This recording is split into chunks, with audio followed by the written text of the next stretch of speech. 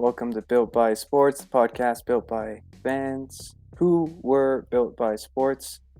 Today we're going to be talking about the Utah Jazz and the recent Rudy Gobert trade. We're going to be talking about Donovan Mitchell and whether he can be the leader of the future for the Utah Jazz, and our thoughts on Will Hardy as the new Jazz coach and our expectations for him in his first 5 years with the Jazz. All this after the 30-second buzzer.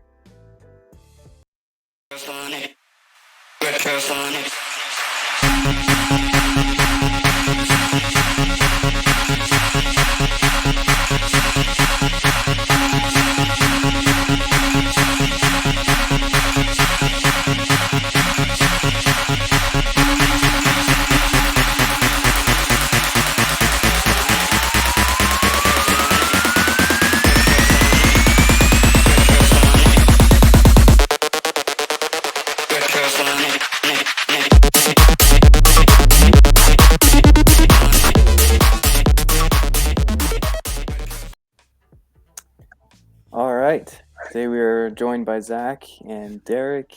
How you guys doing today? Doing good. Good. Big news this last week. Ready to talk some sports? Yes, lots to talk about with the Utah Jazz and the big shakeup they've gone through in this offseason. Let's get right into it. So first off, let's talk about that humongous Rudy Gobert trade to the Timberwolves. Utah Jazz have decided to move on from the Donovan Mitchell-Rudy Gobert tandem. My first question to you guys, first of all, do you think that this move was premature from the Utah Jazz? Do you think the Jazz jumped ship too early from the roster that they had built? Let's start with Derek.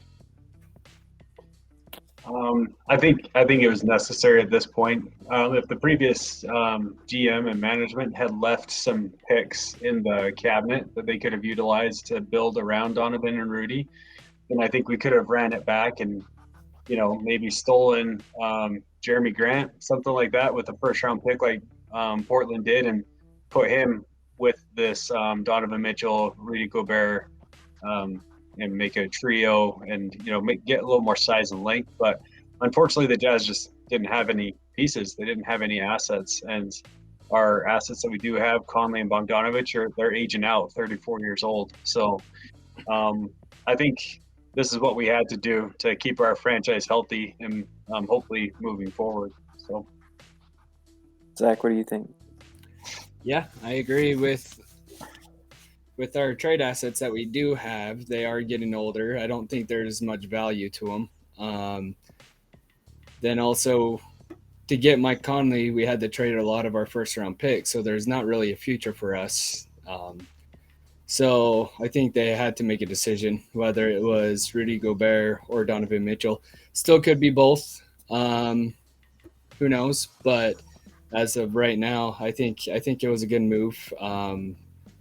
Getting some pieces already ready to go on the court, and then also getting a lot of draft picks with it, so we can build around Donovan Mitchell, or just starting all over with a young crew and building up from there.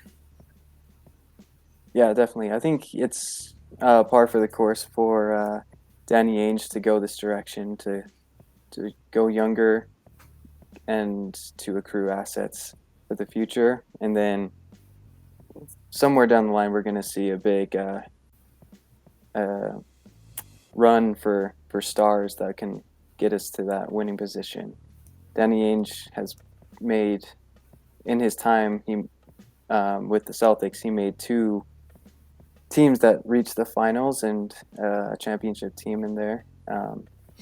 So I think that Danny Ainge is doing what he does. He's starting his process, and that first step was to move on from Rudy. I think I'm going to go with what you guys said. We were kind of stuck in the mud as the Jazz organization was heavily relying on a 30-year-old center that they were paying $40 million a year, and that contract had 4 more years. By the end of it, he was going to be 34 years old, and that contract increased in price each year. It's heavier on the back end than the front end. The Jazz were in bad shape when we look at the future, and I think a lot of Jazz fans didn't quite understand the whole big picture. And I commend Danny Ainge and the Jazz for making this step. I think it was a vital step for the Jazz. Looking at it both sides, for the Wolves and for the Jazz, what letter grade would you give to each of these teams for this trade? I think this is a rare one where honestly I can see where the T-Wolves are. They're similar as far as the market goes to the Utah Jazz. They know they have to obtain their talent through either the draft or trades, and they're not going to get free agents to come in. And so, when they played this last series this past year against Memphis, what they couldn't stop was Ja getting into the paint. He was eating him alive. Even though they had good perimeter defenders in like Patrick Beverly and whatnot, they just couldn't protect the paint once he got there. But yeah, I think that they recognize their weaknesses, and Towns has been saying he wants to play the 4. And then just a little bit of backstory with the Jazz, what the Jazz have needed for the last while. Well, let's go back 3 years when the tandem of Rudy Gobert and Derek Favors played together. They struggled to score because Favors can't shoot, neither can Rudy, but they were by far the number 1 defensive and rebounding team in the league, by far. And they didn't have much else to score except for Donovan Mitchell and Joe Ingles. We even had Ricky Rubio on the court that couldn't score. But now you got McDaniels on the court with a 7-foot Towns, and then you got Edwards, who's an athletic stud. I think this team could honestly be Rudy could get them up to a top 7 defense in the league, and they could probably be the number 1 offense. So I know that's a long explanation, but I think for a 3-year spurt, Rudy gives them exactly what the T-Wolves need. So, and they're looking for a title window. I don't know if that puts them as number 1 in the West, but I think definitely top 4 in my opinion, if everyone stays healthy. And then the Jazz, like we talked about the last 10 minutes, is they needed assets. They were stuck in the mud. And as a fan, I can get behind a young team of newly drafted players and players with potential, and we're only winning 40 games a year, but you can see them growing and developing. I think that's more fun to watch than a team that, wins 60 games in a season and loses in the first or second round and underperforms. Like that. That's that's heartbreaking. I'd rather see us kind of strip it down a little bit and rebuild. Personally, that's me. Great letter grades. Sorry, back to the question.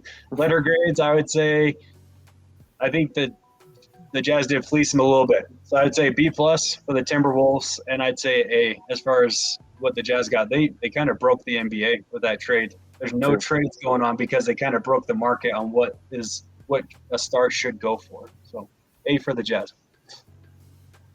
Yeah, to that point, we were just asking and talking to each other this week about. We just asked each other, was that the biggest trade in Jazz history? And we all looked, and definitely I would say by far the biggest trade in Jazz history. So for Rudy Gobert, who's a 30-year-old, maybe overpaid, big man. So all-time great for sure, but we'll see. Zach, what do you say about both sides of this trade?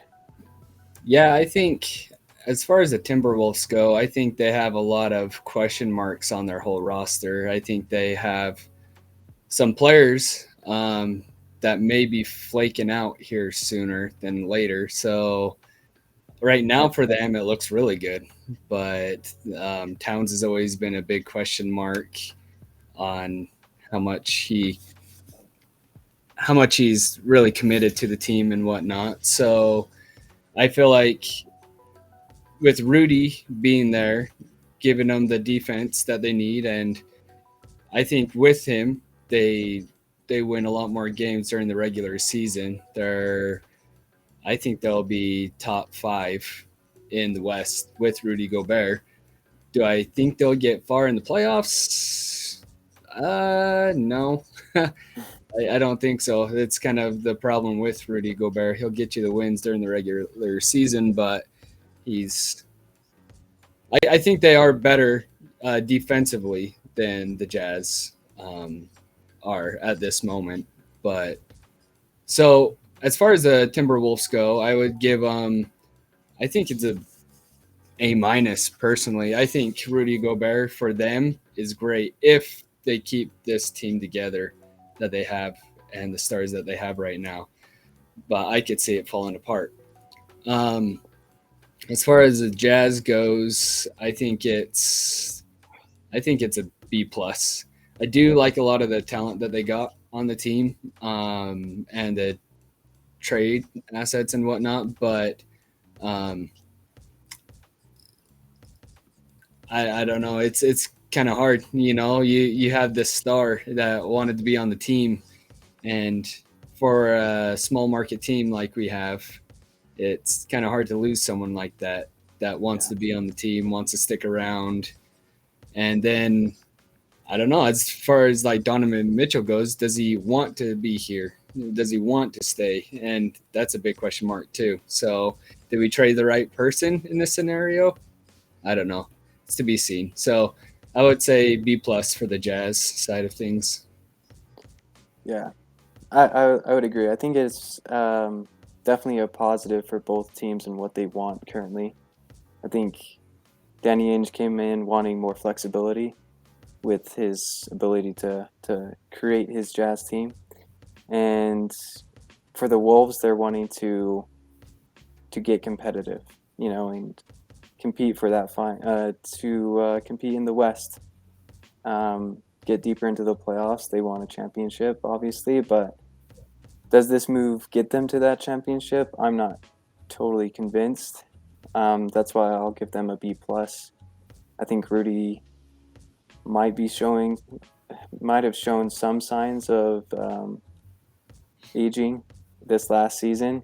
He wasn't quite as mobile in some plays that we were watching in the playoffs, and he wasn't. He was on the sidelines all the time with his knees covered and iced up every time he was sitting. So are those knees going to hold up for him in the 4 years that the Wolves got him? Are they going to hold up in 2 years? Like how long is Rudy going to be effective for them? That's the big question. And as a Jazz fan, I give it an A minus because we did get the biggest trade in Jazz history for Rudy Gobert, who's aging, and a big reason I have become more appreciative of this trade is because as a Jazz fan, I don't want to watch him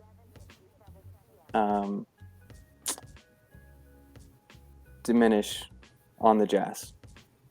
I don't want to be trapped under that contract and watch his stats drop and his effectiveness drop. And I'm sure that's going to happen within the next 2 years, 3 years with Rudy Gobert. So I'm happy that we got off of that while he was still cherished in this league, so that we got the biggest return that we could. And I'm excited to see what this young crew of the Jazz, of the future Jazz, can do. That brings me to our next question for the Jazz in this trade. Who is your favorite piece that we got for Rudy that the Jazz received in return? Player wise? Yeah. No, it could be piece, like player, pick, non-person. Well, they ended up getting about essentially almost 6 picks, depending on how you count them, just because we got their young draft pick that they drafted this year, Kessler, the big center. Yeah. And then they got the 2023, 25, the pick swap in 2026, which I think is key because kind of what Zach was saying, this team could fall apart at any minute. And timing wise, they have about 40-something million locked up in Rudy. Towns just signed a huge extension about equal to Rudy's. And they got about 80 to 85, $86 million locked up just in their power forward and center position. And then, Anthony Edwards, he's all NBA. He's going to be a max player. And then McDaniels is a stud. They'll have to pay out to keep him too here in a couple years. So I'm just saying, like, once those picks get past 2025, that 3 year mark, I think that's when the big value comes from this trade. The 2026 pick swap and 2027 unprotected and 2029 top five protected. None of these players that the Jazz got, they're good. They can play in the NBA. They've started on teams. They've been like key guys off the bench for teams in playoff situations. But those three picks, 26, 27, 29, I think are the cherry on top for this trade. Yeah, I see that. Zach, what do you think? I think it may sound like I'm just picking the easy one, but it's Malik Beasley. He has a lot of potential. He's definitely a starter on the team as of right now, and he has a lot of talent. I could easily see Malik Beasley becoming on the bubble all-star, possibly. That's definitely a ceiling. But I see Malik Beasley becoming something for the Utah Jazz. Yeah. No, definitely. My first thought when I saw the list of players we were getting in return, one was Patrick Beverly. I'm like, what? in Utah, huh? The one that shined the most at the first was Malik Beasley for me too. I imagined him playing next to Donovan Mitchell, and I really liked that. Two very talented offensive players next to each other. I don't know, something about that got me excited. Me personally, from what we got in return, I'm growing more and more excited to just watch Walker Kessler grow. Walker Kessler's like probably not gonna be as good as Rudy Gobert. I'm just gonna say that out front. I'm not delusional. Rudy Gobert might go down as top 3 best defender of all time. So I'm not saying Walker Kessler's going to be that, but if we're getting someone to maybe step into his shoes and fill that role that we had Rudy Gobert playing, then we're getting this 7'1" rookie who averaged 11 points, 8 rebounds, 4.6 blocks a game, which led the NCAA. He had the most blocks in the season for the NCAA, and he's like a top 20 ever blocker in college basketball history. So his defensive, but he's not just good at blocking. Like, we know that there's great blockers in the league. He's also able to affect the court a lot, like Rudy Gobert affected the whole court on defense. He even in his interview talked about how he watched Rudy and wants to learn how Rudy, was able to affect not just his player, but every player on offense and affect their shot and bring down the opposing offense. So I'm just excited to watch Walker Kessler grow. I think he's gonna become a fan. He's gonna be a fan favorite pretty soon in this for the Utah Jazz. So. Just to add to the conversation while we're here, the remaining players that are on the Jazz from this past, team that we put together to try to make a run at everything. If we can get a first-round pick for Royce O'Neal, which we got from the Nets, I easily think we can definitely get a first-round pick for Conley for a team out there that's looking to contend. Bogdanovich is a way better player than O'Neal, so that's could be a first-round pick. And then Clarkson still has 2 to 3 years left on his deal, and he's, championship teams around the league are looking for a scorer off the bench to add, for depth and everything like that. So the Jazz, I don't think are done. If they're going to really build around Mitchell, I could see them keeping Clarkson, not Bogdanovich, because he's 34 and he's expiring, so they got to get something for him. But I do think they want the Conley money off their books. And I think they want – Danny Ainge just said it in like 3 interviews that I've heard that they want positional size, positional length. And Conley's obviously he's not that. So anyways, there's still players. And then not only that, I don't see the Jazz keeping Patrick Beverly in that trade. I see them – there's a rumor I just read half an hour ago that the Lakers are interested in Patrick Beverley. Obviously, they're looking for Kyrie, but they need depth and defense, wing defense, and I could easily see the Lakers pulling off some kind of a minor trade for a guy like Beverley. So Jazz definitely aren't done, and they got a lot of assets from that I think they're going to flip for more picks. So not only did they get an insane amount of picks out of this trade, there's going to be more to come, I think. We will give Beverly for Scottie Pippen Jr. That guy is amazing. Have you been watching his highlights? I have. Lakers, that summer league team's been fun to watch. Yeah, I want him. Yeah. No, but also I was looking at college stats as well, and Scottie Pippen Jr. was one of the best scorers in the league in college and got to the line the most, made the most free throws in the whole league, which is huge. If he can do that in the pros, that will be very big for the Lakers. So good pickup by them. And just to concur with what Zach said, as far as like I commented on picks, but as far as players go, Beasley is by far the best player that they got out of this. And it will be fun, even though the Jazz are losing Gobert, which our whole offense was built around Gobert screens and lobs and spacing the floor for open threes. We've never seen Mitchell play next to another person that can take people off the dribble and score. And he shoots amazing, plus 40% from three and takes about 9 a game. And so that gravity, I think, will also give Mitchell more space. So it'll be fun to see him playing next to Beverly. What am I thinking? Beasley. Yeah, Malik Beasley.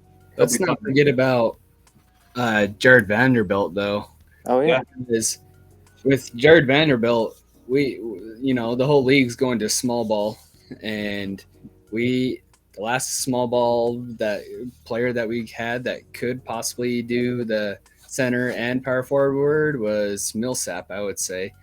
But I feel like Vanderbilt is kind of like a more athletic Paul Millsap. He doesn't have the shooting yet, but neither did Paul Millsap when he first came into the league. He had to work on the shooting, and he got a lot better. But it'll be interesting to actually have one, because for a while we thought Rudy Gay was the answer for us, but obviously age hit him and was not able to stay on the court. So it'll be interesting now knowing that we can play a small ball lineup and see how the Jazz play. Yeah. Yeah, well, I think the Jazz did just get more versatility as well if they keep all the players that they got in this trade. And if they, let's talk about now. Like, Derek talked a little bit about what's the Jazz next step and what's their next move. Zach, if the Jazz just did one more move this offseason, what would you want them to do? One more move, huh? I don't know. I feel like if we're going all in, we could get a whole lot of people for Donovan Mitchell too. Okay. Cool. I'm not, but I could see Mitchell, just playing out a contract and kind of being, especially right now. If I don't know his intentions, but if we are restarting everything, I don't think he wants to be part of that whole rebuild. I think so. Right now, more is the best time to trade him before he gets injured or somehow value drops. Just a lot of scenarios could happen with it. So if right now is the best time to get the most value out of someone like Donovan Mitchell, and we are doing a whole rebuild, maybe now's the time to do it. I think just personally, if I was Danny Ainge, that would be a card that I definitely keep in my back pocket. Like, you can trade Mitchell for another haul of draft picks and whatnot. I think what I would verbalize to Donovan is, hey, for the next about year, maybe year and a half, we're going to try to rebuild around you. And we just need you to, stick with us. And we're going to be clear as crystal in our intentions. Try to bring in a guy like a DeAndre Ayton, or try to bring in, people like that over the next year. And obviously, you can't control everything because if the Suns decide to trade him elsewhere, and other free agents that come up, you might strike out, and then you have that conversation with Donovan, like, okay, maybe we give you a choice of three teams that have given really substantial offers, and we'll try to get you to a market you want to be in, while doing what's best for us and making sure it's a really good return package. And that's personally what I would do. I wouldn't trade him at this point. I would try to do a quick flip around. One more thing with the Jazz, if they can get off that Conley contract and find somebody, maybe somebody really wants Bogdanovich, or somebody, and they try to sneak that Rudy Gay deal in there to try to offload him, the Jazz could have a max contract slot open in free agency as well. So if they can get a guy like Ayton in a trade, and then they have a max contract slot, they could flip it in a year to be backing, maybe not championship contention, but top 5 in the West and whatnot. So, but that's a lot of ifs. So Yeah. I don't think we trade him this offseason, but it's a card that you might have to play within the next year if you can't get it back on track quick, because I don't think Donovan's up for a 3-year rebuild. So Yeah, he might not be. So far, the reports have been saying that he's been in contact with the front office of the Utah Jazz and supportive of the moves that they've made. But who knows? We haven't heard it straight from Donovan himself, so maybe that's just a little bit of PR going on there. But no, so for this offseason, I think the next step for the Utah Jazz could be looking at the roster and the new guys that we got coming in. We're younger, and the front office has been talking about making the window longer for Donovan Mitchell's team, So Donovan Mitchell is 25. All the players we got from this trade, the Rudy Gobert trade, are under 25 or under, except for Beverly, of course. So a lot of young assets. And to fit these young assets, I'm looking, and we need a solid forward. And if we can get a forward in that age range, that would be beautiful. That's what we need. And the one guy that fits pretty perfectly into this new Jazz roster has already been rumored to be coming to the Jazz this offseason, and that would be John Collins. I think if we go to the Hawks, who are in a win now phase, they've been wanting to trade John Collins for a few years now. If we go to them, we have Bogdanovich. We could even offer up Pat Beverly and make the money work however way we need to. They have Pat Beverly coming off the bench behind DeJounte Murray and I'm forgetting their star. Trae Young. Yep. That's awesome. That's really competitive for them in the East.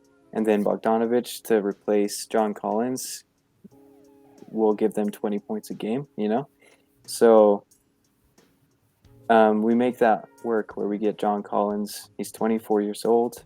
He fits the window, and he's got a very affordable, nice contract with him too. So if I were to do something, I would go after John Collins and do whatever it takes to get him here with Donovan Mitchell.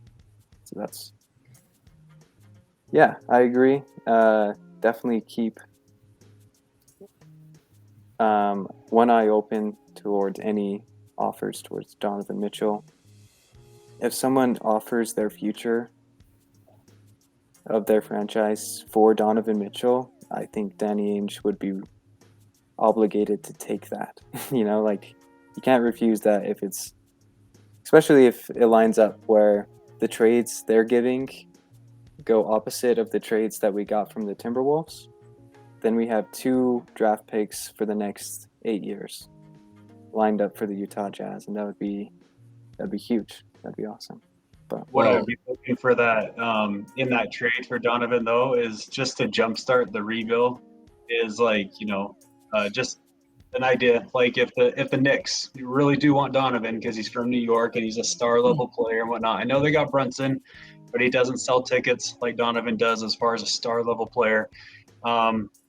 anyways, I think the Knicks would pay a haul. If they did find out, hey, if we pay enough, we can get him. But if the Jazz got back somebody like R.J. Barrett and maybe quickly to pair with Donovan with Brunson, then you got Brunson and Donovan. You still have Randall, and you got Robinson, and it's a pretty good team out there.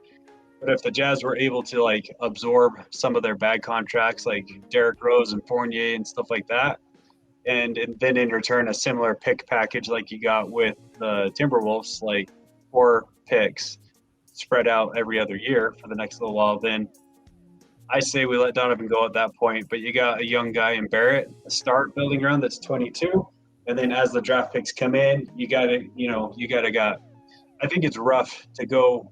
That's kind of like what OKC did. They had Shea Gilgeous-Alexander to kind of like sell tickets and still be. They're not competitive, but at least fun to watch.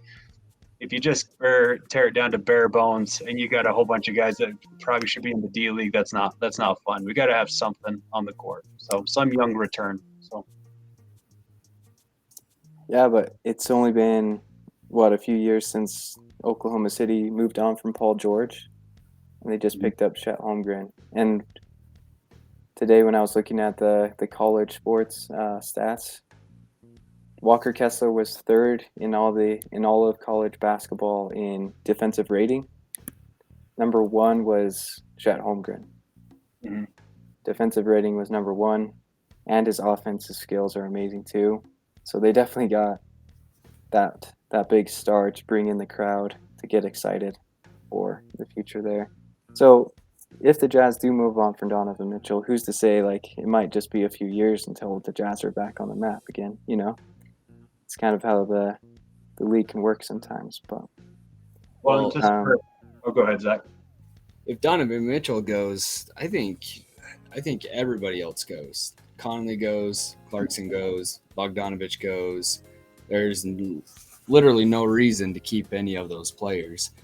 I know that we have to. There's some kind of rule that you have to pay so much to players, so we have to somehow take in some salary with those trades and whatnot.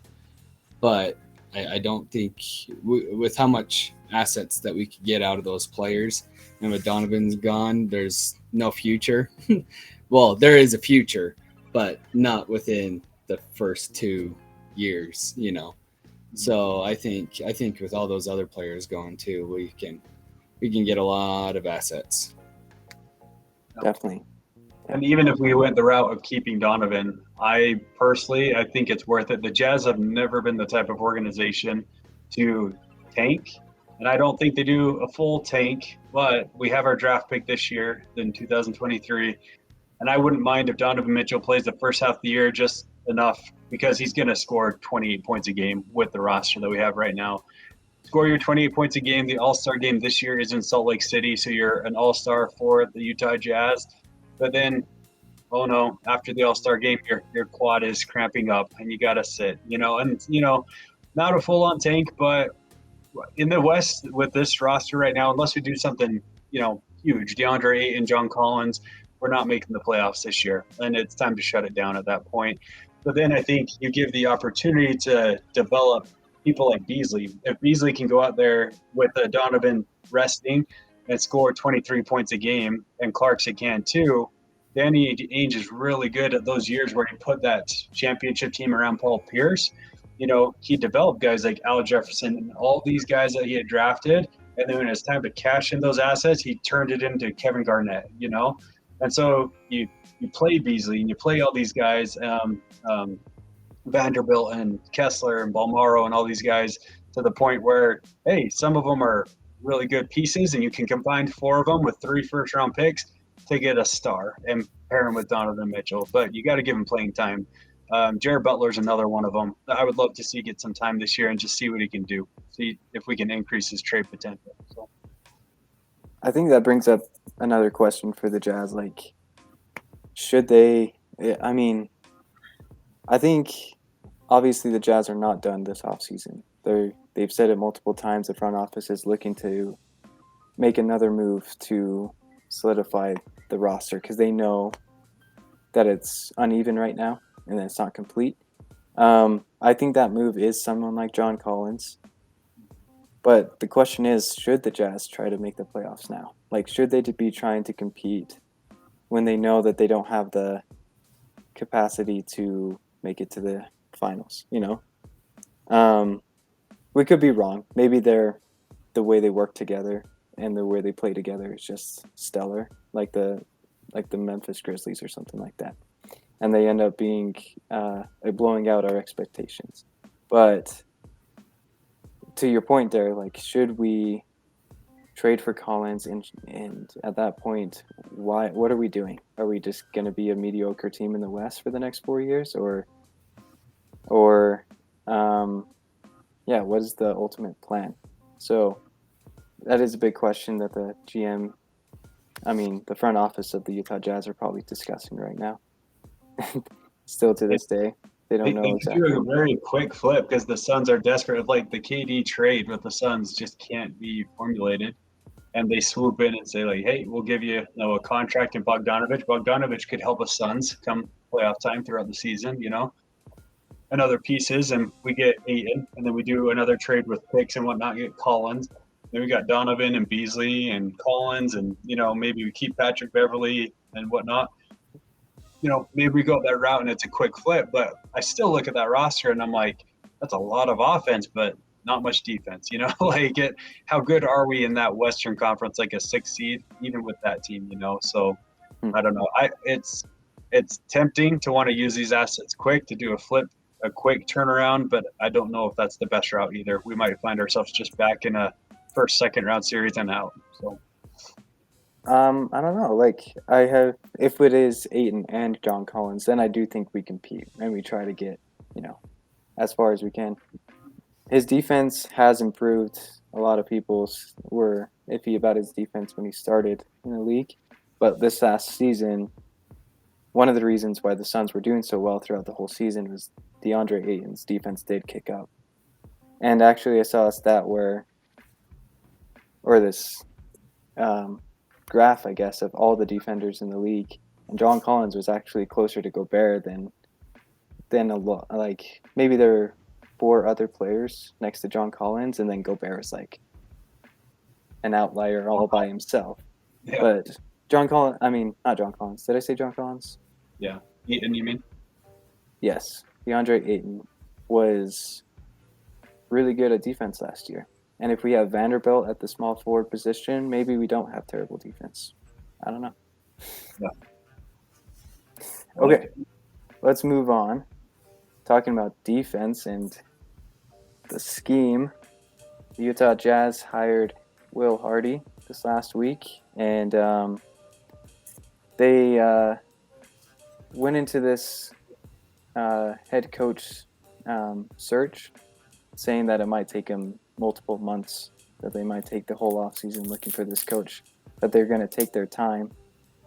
Ended up being that they didn't take their time much at all because they found the guy that they wanted really quickly and unanimously voted and decided that Will Hardy would be their choice.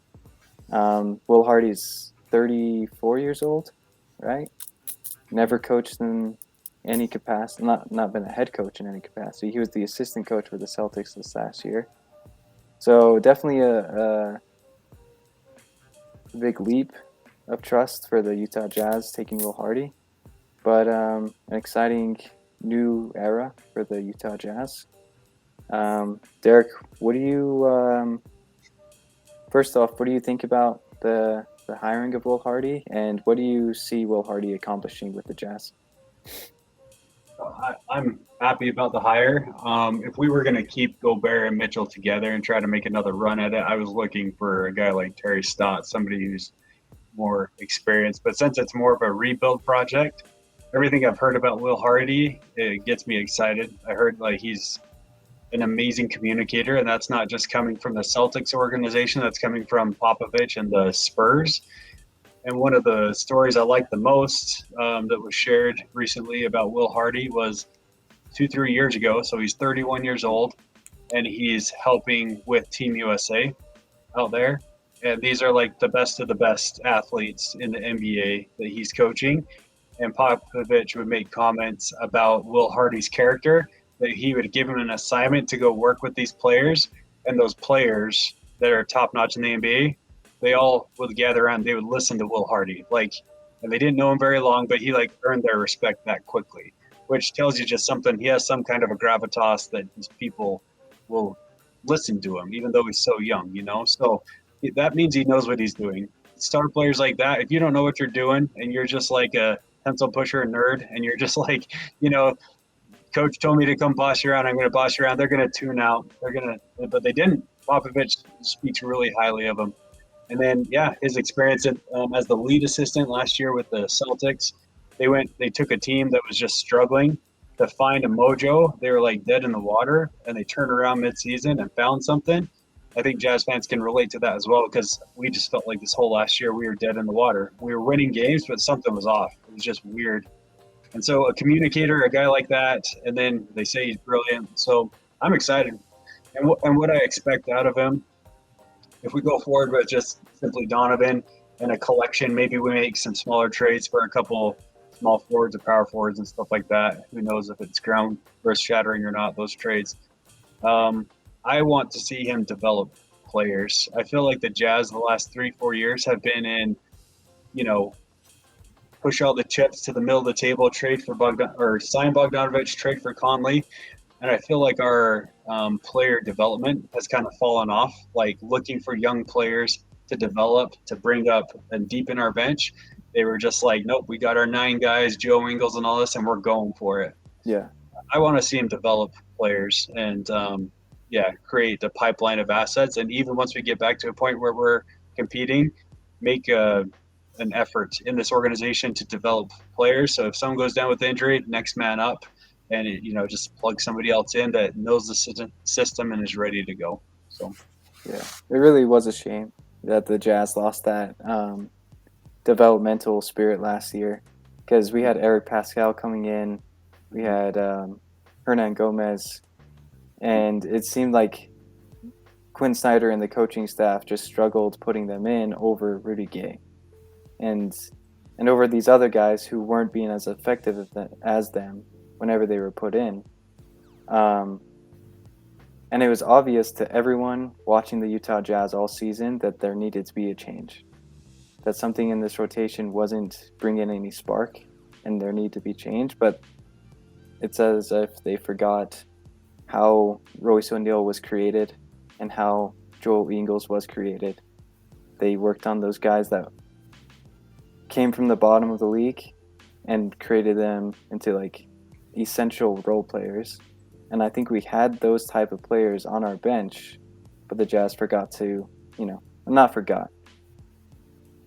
They changed their mindset to not allow them to get their time and prove themselves. So I think that's kind of a shame. And that's maybe a part of the reason why Quinn Snyder stepped down. Maybe he's lost that motivation to do things like that. I don't know.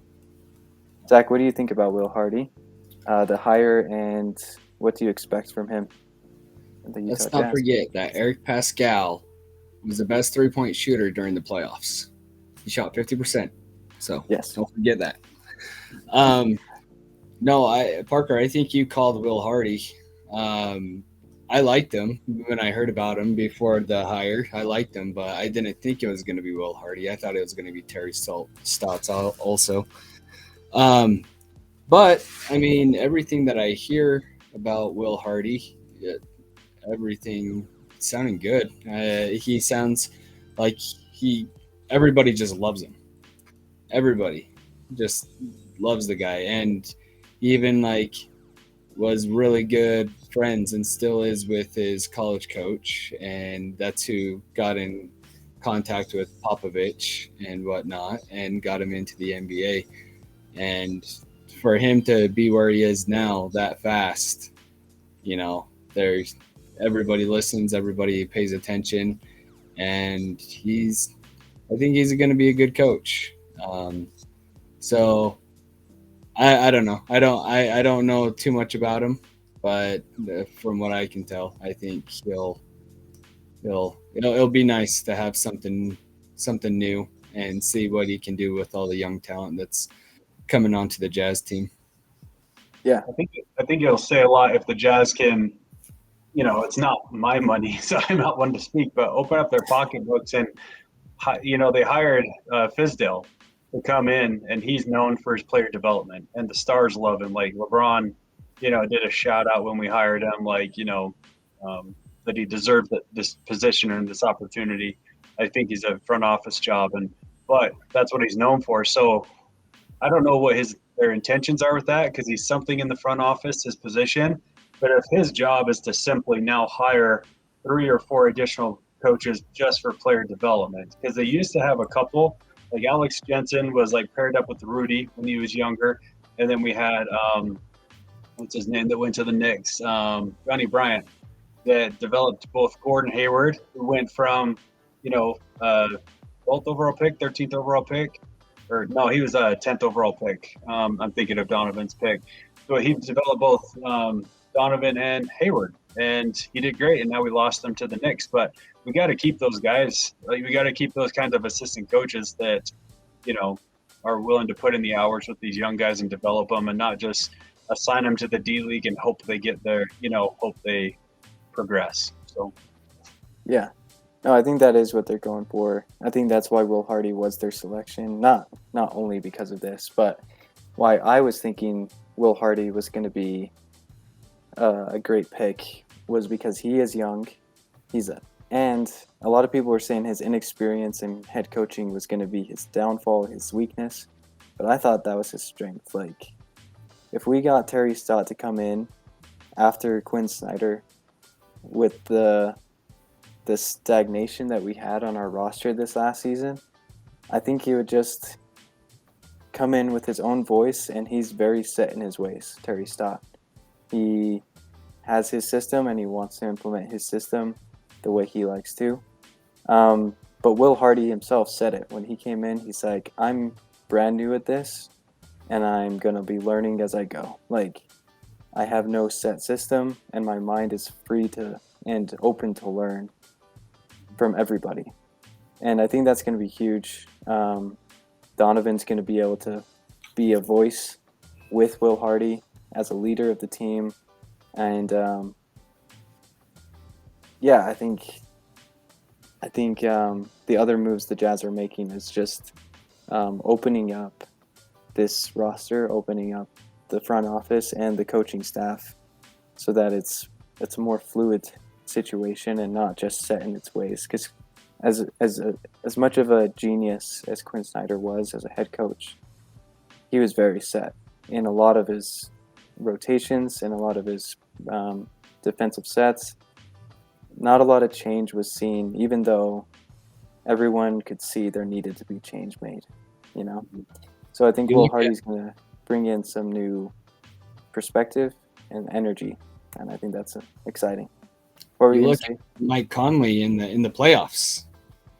He was getting burned every single time, but he would not change that. He would not move away from Conley. He would not put anybody else in. He would leave Conley in there. And he struggled so bad. That's another thing. He just struggled offensively. And and he's not a defensive player, so if he's struggling offensively, he's nothing. Like he's not doing the Jazz any good, really.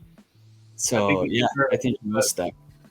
I think that's where the talk about his communication comes into play, because when you look at Ty Lue on the Clippers, when we were playing the Clippers in that series, he could interchange almost any player in and out. Like, obviously he's going to play Paul George and Kawhi, that's a given. But he has a whole bunch of other guys on the court that throughout their career could say, no, I'm a starter, Marcus Morris and some others. But every single game, depending on what they needed, he would start either Ibaka, who has a championship from Toronto the year before, or Zubac. And sometimes he would bench Ibaka and start Zubac, or vice versa. He would change up the guard lineups here and there. And, the lineups changed every night, not due to injury, but you could tell the players had enough respect for him that, hey, I'll play, but I'll play when my coach needs me. And there just didn't seem to be much pushback. And then I think Spoelstra does that a lot as well. The Will Hardy hire reminds me a lot of Spoelstra. Like, he was a guy from the video team that rose up to be an assistant coach, was never a head coach before he was hired, and then took over the Miami Heat. But I think players or coaches like that succeed when they have an organization that's strong around them. And, Pat Riley's the godfather in the Heat, but we got, Danny Ainge, who's a similar type character. Just he's been a player, coach, everything between, and he's a great support for Will Hardy to help him as he goes along. It's not like a normal GM that maybe is just analytical but's never been a coach. He's actually a mentor for Will Hardy. So I think he has the support he needs to do really well. Yeah, definitely. I think one of the biggest things Will Hardy can do this next season is, like I was saying, have Donovan Mitchell work with him and be a leader of the locker room. But also, if he can unlock Donovan Mitchell to get to his next step, I think that will be, even if we're not as winning as many games as we were with Rudy, if Donovan Mitchell takes that next step, I'm going to give a lot of credit to Will Hardy, and that's what I'm looking for this next season. Is there anything you guys are looking for specifically this next season?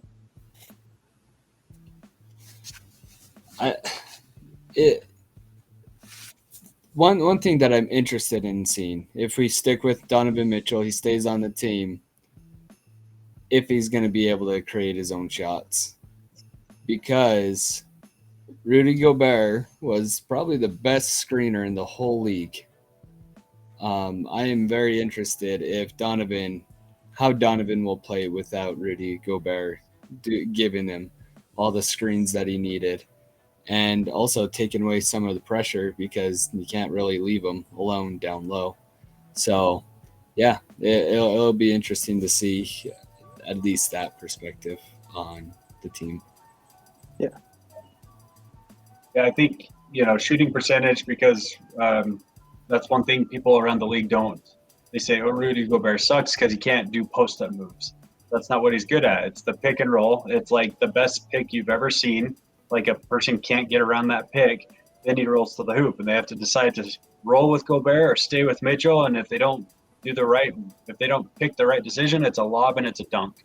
Yep. And they say all he does is dunk, but if everybody in the league could dunk, everybody would dunk. It's like most people's argument just doesn't make sense. It's like everybody would just dunk it every time if they could.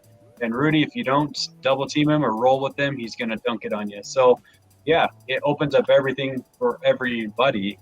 And honestly, I think that's one reason why we overachieved. If you look at our wing lineup with Joe Ingles, Donovan Mitchell, and Mike Conley, and you look at the best teams in the league, we had the best record, not this past year, but the year before, best record in the whole league. And then last year, we had the fourth best record in the West.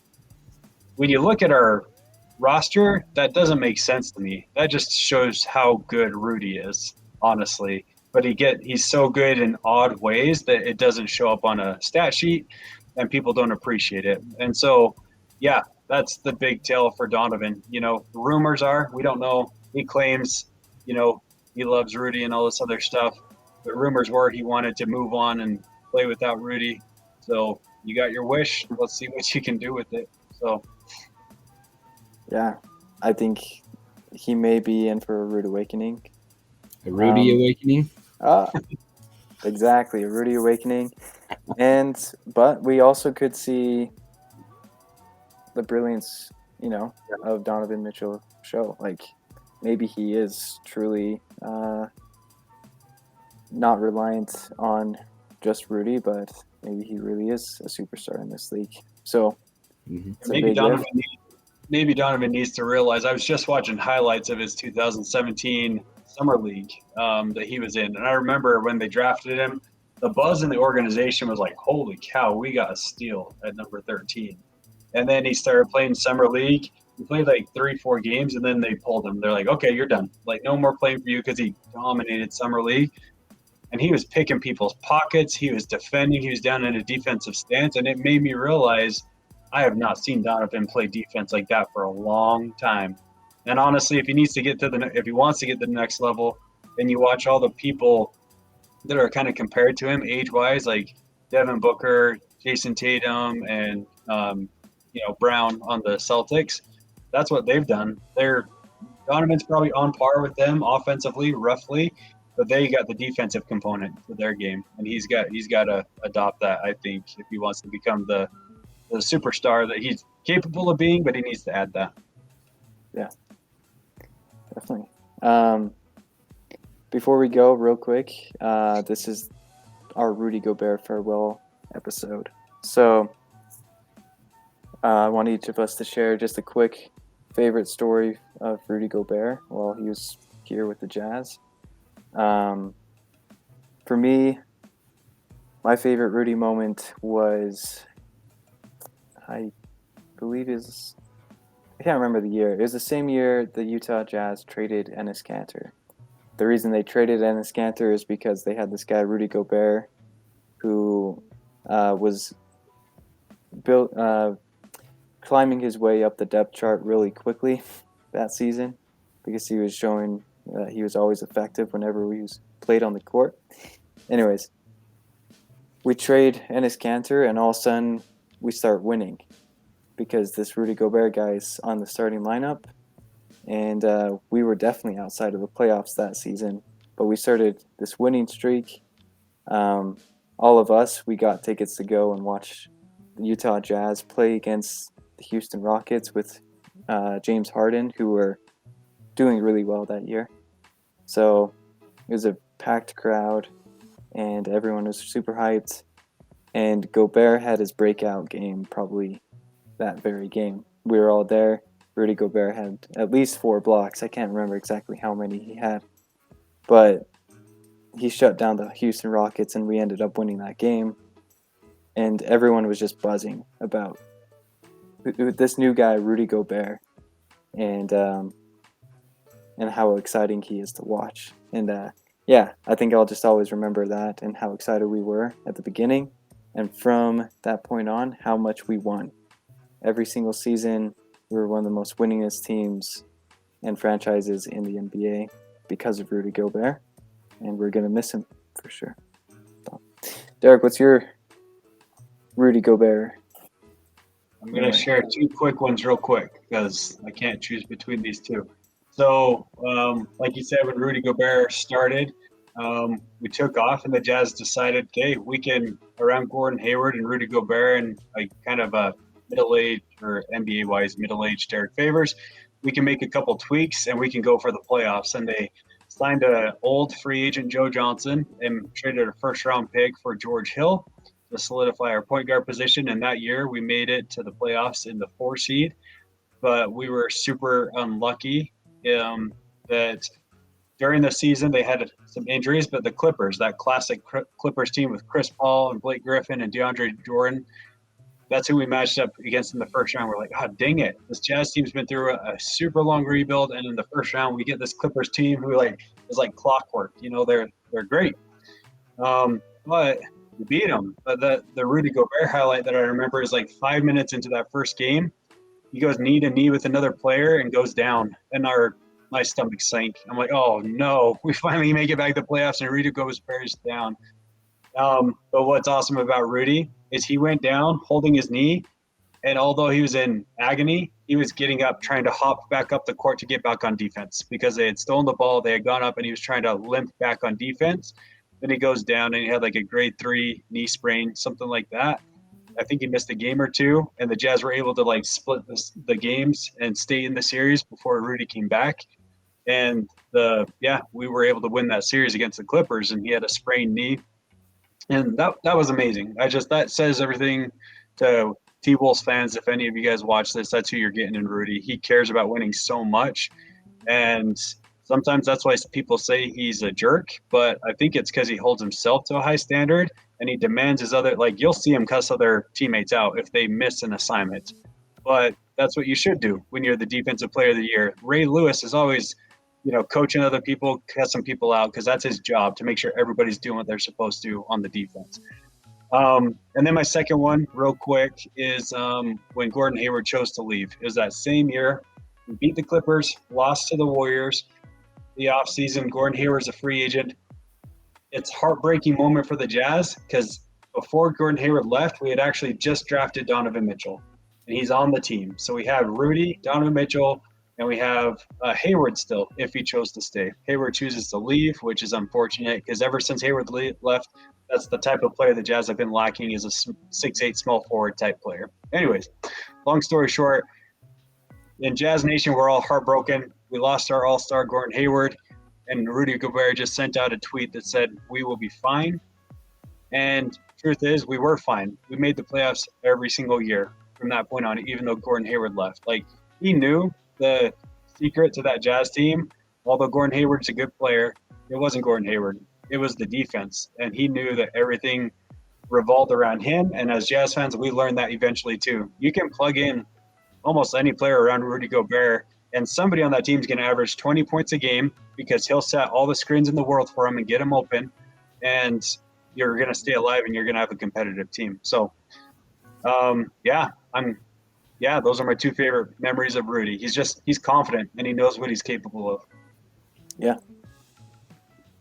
Which, by the way, real quick, Walker Kessler very much has the same attitude as Rudy Gobert. Very confident in himself, knows what he can do. But anyways, Zach, what's your memory? Well, my saying was always to go Bear or go home. Yes. So don't even go Bear. Yeah, don't go Bear. So I remember when we drafted Rudy, and then watching him play in the summer league. I'm like, he has potential for sure. And then I even remember watching him in the G League, and I'm like, this guy's a stud. Like, he just stands out. And yeah, and ever since he started playing on the Jazz, he stood out pretty quick. You know, he's huge, but he just can move. He was so agile as a huge 7'1", center. So no, that was great. But I think my favorite time watching Rudy Gobert, whenever I think of Rudy Gobert, I think of all of his alley-oops. Like he got so many lobs and just made it look so easy down underneath the paint. And then there's a couple times that he got a lob and dunked it backwards. He's just an amazing player underneath the rim. But there's the playoffs playing against the Denver Nuggets with Jokic. I just remember, like, everybody was always saying, like, oh, Rudy Gobert, he got worked. But it's Jokic, he's an amazing player. And if you looked at the stats, he actually did very well against them and at times shut him down exactly when we needed him to. And so, I don't know, those battles, I'll never forget those battles. Those battles were intense between the two. It was obviously, Donovan and what's his name? The guy that tore his ACL. That was a battle too. Yeah, Murray. Murray, yeah, that was intense. That was a battle too. But I don't know. That's what I'm gonna remember is those Denver battles between those four players and Rudy Gobert. He's a stud. It's gonna be hard to watch without him, especially looking at our defense right now. At the moment, we have none. Yeah, it's going to be a shock to the system. Over the last couple of years, Rudy doesn't miss very many games for rest or injury. He prefers to play. But the games he did miss, like the year before, we had Derek Favors. And when he was in at center, sometimes we just get so used to the rim protection from Rudy. Derek Favors is a 6'9", 6'10", long, big man. And guards or small forwards would drive on him and kind of like, get within 8 foot kind of floater or layup. And I'm like, I'm like going crazy. I'm like, why are they getting all these floaters or layups? Because they don't get that when Rudy's in the game. And like, we're just so used to that area of the court being shut down. And it's frustrating when people get layups because it was so rare. But yeah, it's going to be an adjustment. The whole scheme's going to have to change. So definitely. Yeah, a lot of new things for the Utah Jazz. They're going to have to find new ways of winning. And there are other different ways of winning. We're just going to have to find what it is for this new Jazz that we're creating this off season. But farewell, Rudy. I'm glad he's in a place that he can win because that's a good situation. It worked out for everybody. So Definitely, we will be watching some Timberwolves games this off season. But yeah, thank you for anyone who joined us and watched this whole video today. If you have a chance, subscribe to Built by Sports and follow us on Twitter at BBS Sports or BB Sports 88. That's BB Sports 88 on Twitter. And we will continue to bring content for the Utah Jazz and also the NBA and the NFL in the future. So thank you for listening, and we'll see you guys later.